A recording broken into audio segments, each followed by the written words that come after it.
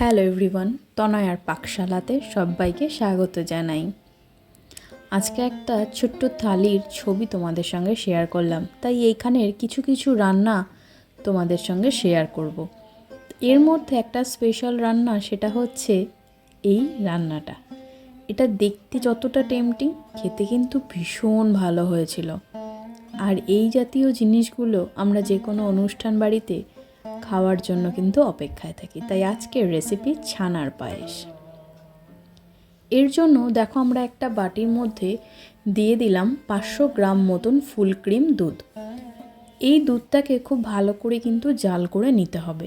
একটা বলক উঠে গেলে গ্যাসের ফ্লেমটাকে বন্ধ করে দেবো, আর এর মুখখানে আমরা ভিনিগার দিয়ে দুধটাকে ছানা অবস্থার জন্য কাটাবো।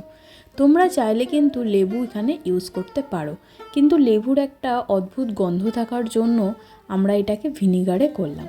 দেখো, জলটাকে রিমুভ করে দেওয়ার পর ছানাটাকে কিন্তু 2 থেকে 3 বার খুব ভালো করে এইভাবে ঠান্ডা জল দিয়ে ধুয়ে নিতে হবে, যাতে এই ছানার মধ্যে কোনো রকম টক ভাব না থাকে।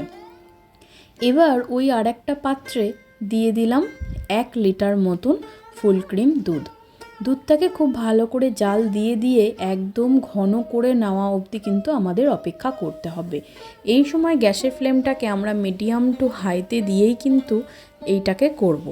দেখো, ততক্ষণে আমাদের ছানা থেকে খুব ভালো করে জল রিমুভ হয়ে গিয়েছে। এবার এই ছানাটাকে হালকা হাতে একটু এইভাবে ম্যাশ করে নিলেই কিন্তু যথেষ্ট।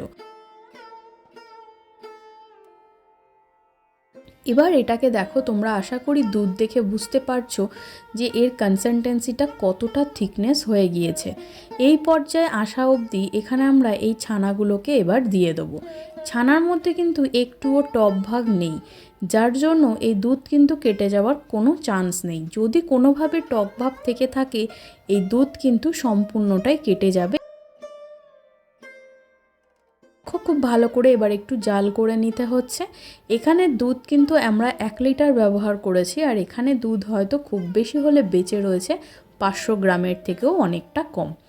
খুব ভালো করে এভাবে নাড়িয়ে চাড়িয়ে নেব। এখানে আমরা চিনি দিয়েছি মিল্কমেড।